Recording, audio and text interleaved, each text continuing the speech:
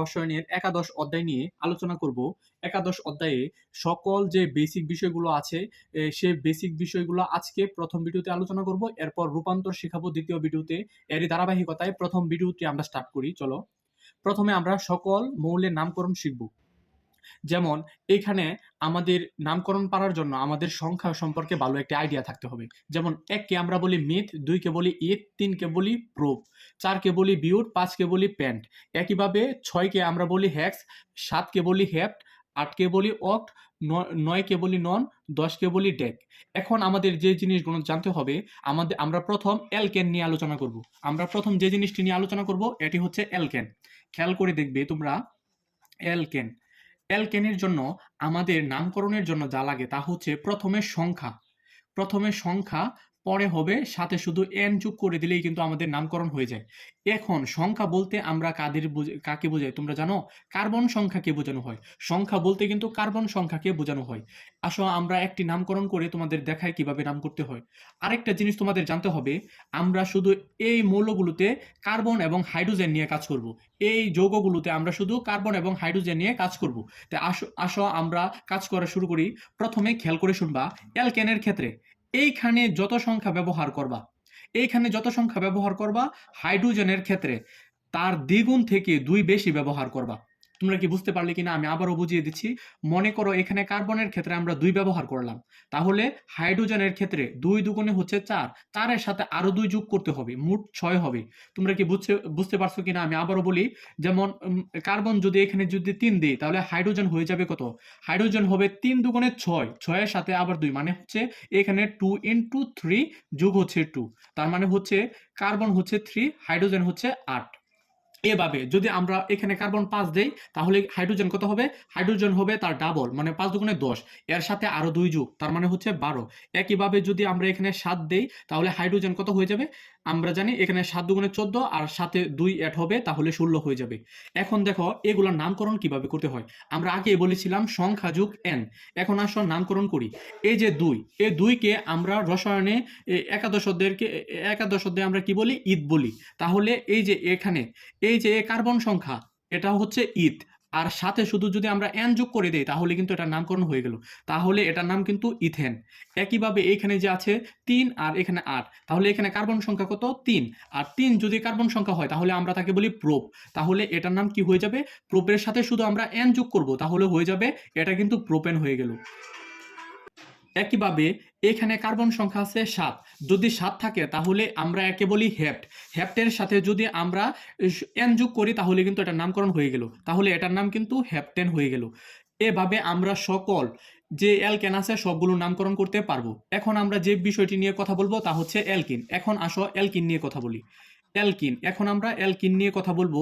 তোমরা খেয়াল করে শুনবে, অ্যালকিনের ক্ষেত্রে এইখানে কার্বন যা থাকবে, এখানে কার্বন সংখ্যা যা থাকবে, হাইড্রোজেনের সাথে সংখ্যাটা দ্বিগুণ হয়ে যাবে। আমি আবারও বুঝিয়ে দিচ্ছি। মনে করো এখানে কার্বনের সাথে সংখ্যা দিলাম ২, তাহলে হাইড্রোজেনের সাথে কত হয়ে যাবে? এর দ্বিগুণ, মানে হচ্ছে ২ দুগুণে ৪। একইভাবে আমি যদি এখানে সংখ্যা দেই ৩, তাহলে এখানে সংখ্যা কত হয়ে যাবে? এখানে কিন্তু হয়ে যাবে ৬। আমি যদি এখানে দিই ৫, তাহলে এখানে কত হয়ে যাবে? ৫ দুগুণে ১০, এখানে হবে ১০। এখন এটার নামকরণ কিভাবে করব? তোমরা খেয়াল করে শুনবে। এটার নামকরণ করব এভাবে, প্রথমে সংখ্যা বলবো, তার সাথে যদি আমরা ইন বলি, তাহলে কিন্তু হয়ে যাবে নাম। যেমন সংখ্যা আর যদি ইন বলি, তাহলে কিন্তু নাম হয়ে যাবে। যেমন আমরা জানি অলরেডি যে ২ থাকলে আমরা বলি ইথ, ২ থাকলে আমরা বলি ইথ, তাহলে এটার নাম কিন্তু হয়ে যাবে ইথিন। এটার নাম কিন্তু হয়ে যাবে কি? ইথিন। একইভাবে যদি ৩ থাকে, তাহলে আমরা বলি প্রোপ। তাহলে এখানে কার্বন সংখ্যা ৩ থাকার কারণে আমরা একে বলবো প্রোপিন। এটার নাম কিন্তু হয়ে গেল প্রোপিন। আর যদি ৫ থাকে, তাহলে আমরা বলি প্যান্ট, তাহলে এটার নাম হয়ে যাবে কিন্তু প্যান্টিন। একইভাবে তোমরা অপর সকল মৌলগুলোর নামকরণ করতে পারবে, যৌগগুলোর নামকরণ করতে পারবে। আমি এখন অ্যালকাইন নিয়ে আলোচনা করি। অ্যালকাইনের ক্ষেত্রে দেখো কি হয়। অ্যালকাইনের ক্ষেত্রে সাধারণত আমরা নামকরণ করি সংখ্যা যুগ আইন। সংখ্যা যুগ আইন নামকরণ করে থাকি। সংখ্যা যুগ আইন হলেই কিন্তু অ্যালকাইন হয়ে যায়। এখন খেয়াল করে শুনবা, এখানেও আমরা কার্বন এবং হাইড্রোজেন নিয়েই কাজ করব।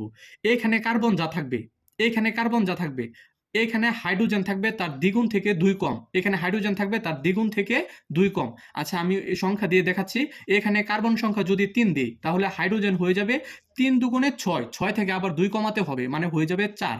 এখানে যদি আমি কার্বন সংখ্যা 4 দেই তাহলে হাইড্রোজেন হয়ে যাবে 4 দুগুণে 8, 8 থেকে 2 কম মানে হয়ে যাবে 6। এখন যদি আমি এখানে কার্বন সংখ্যা 7 দেই তাহলে এখানে হাইড্রোজেন সংখ্যা কত হয়ে যাবে? হাইড্রোজেন হয়ে যাবে 7 দুগুণে 14, 14 থেকে 2 কম মানে হচ্ছে 12। এখন আসো আমরা নামকরণ করি। আমরা অলরেডি জানি 3 থাকলে আমরা নামকরণ করি হচ্ছে 3 থাকলে আমরা কিন্তু প্রোপ নামকরণ করি হচ্ছে প্রোপ। তাহলে এটার নাম হয়ে যাবে কি? 3 থাকার কারণে প্রোপ, আর সাথে আমরা আইন যুক্ত করব তাহলে হয়ে যাবে প্রোপাইন। এটার নাম কিন্তু প্রোপাইন হয়ে গেল। এটার নাম হচ্ছে প্রোপাইন। একইভাবে যদি 4 থাকে তাহলে আমরা বলি বিউট, 4 থাকলে বলি বিউট, তাহলে আর সাথে আমরা আইন যুক্ত করলে হয়ে যাবে বিউটাইন। একইভাবে যদি 7 থাকে তাহলে আমরা বলি, এই যে দেখো 7 থাকলে আমরা বলি হেপ্ট, হেপ্ট থাকলে এটার সাথে যদি আমরা আইন যোগ করি তাহলে হয়ে যাবে নামকরণ হেপটাইন।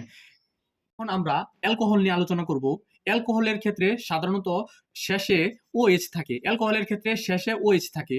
তোমরা খেয়াল করে শুনবা, এখানে কার্বন যা থাকবে হাইড্রোজেন হবে তার দ্বিগুণ থেকে 1 বেশি এবং সাথে OH যুক্ত করতে হয়। অ্যালকোহলের ক্ষেত্রে কিন্তু সর্বশেষ OH যুক্ত করতে হয়।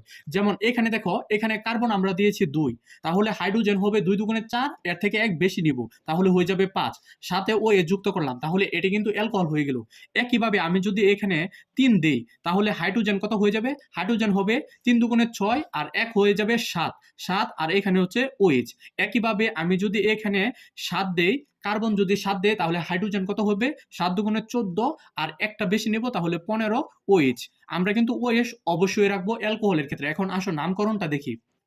প্রথমে সংখ্যা হবে, প্রথমে সংখ্যা হবে, আর সংখ্যাটা আমরা কিসের নেব? আমরা নেব কিন্তু কার্বনের। তারপর আমরা আ যুক্ত করব, পরে নল যুক্ত করব।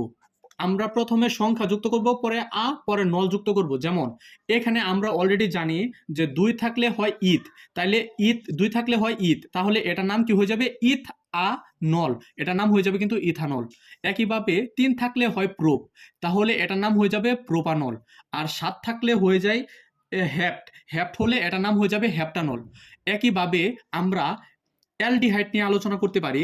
অ্যালডিহাইড, অ্যালডিহাইড, অ্যালডিহাইডের ক্ষেত্রে সর্বশেষে CHO থাকে, অ্যালডিহাইডে সর্বশেষ CHO থাকে।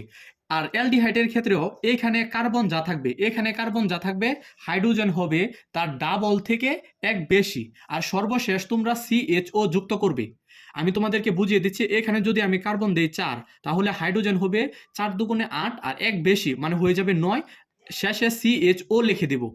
একইভাবে যদি এখানে 7 দেই তাহলে হাইড্রোজেন হয়ে যাবে 7 দুগুণে 14 আর 1 15, সর্বশেষ আমরা CHO লিখে ফেলবো।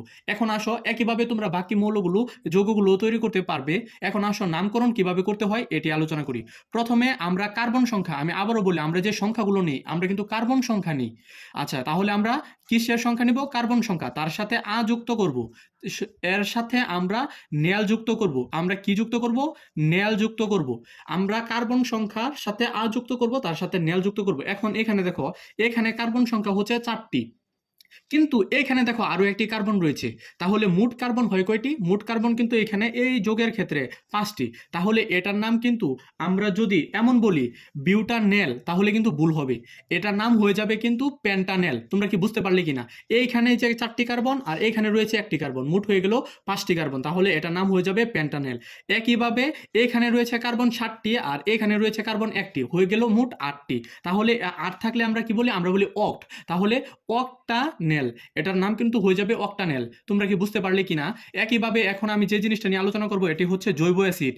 জৈব অ্যাসিড, জৈব অ্যাসিড এর ক্ষেত্রে সর্বশেষে আমরা COOH দেখতে পাই। এখন খেয়াল করে শুনবে, এইখানে কার্বন যা থাকবে, এখানে কার্বন যা হবে হাইড্রোজেন হবে তার দ্বিগুণ থেকে 1 বেশি, এখানে কার্বন যা হবে হাইড্রোজেন হবে তার দ্বিগুণ থেকে 1 বেশি, সর্বশেষ COOH থাকবে। এখন আমরা সংখ্যা দিয়ে করে দেখাই। মনে করো এখানে সংখ্যা দিলাম 3, তাহলে হাইড্রোজেন হয়ে যাবে জানো কত? 3 দুগুণে 6 আর সাথে 1 যোগ করব তাহলে হয়ে যাবে 7, আমরা COOH লিখে দেব। একইভাবে যদি এখানে কার্বন নেই 5, তাহলে হাইড্রোজেন কত হয়ে যাবে? 5 দুগুণে 10 আর 1 11, সর্বশেষ COOH। একইভাবে তোমরা বাকিগুলো তৈরি করতে পারবে। এখন আসো নামকরণের কথা বলি। এখানেও কিন্তু আমরা কার্বন সংখ্যা নিয়ে কথা বলবো। কার্বন সংখ্যার সাথে আমরা যুক্ত করব সর্বশেষ যুক্ত করব নয়িক অ্যাসিড। কি যুক্ত করব? নয়িক অ্যাসিড, নয়িক অ্যাসিড যুক্ত করব। এখন খেয়াল করে দেখো, এখানে আছে 3, 3 আর এই যে এখানে আছে 1, তাহলে হয়ে গেল কিন্তু 4। 4 থাকলে এটার নাম হবে বিউটানোয়িক অ্যাসিড।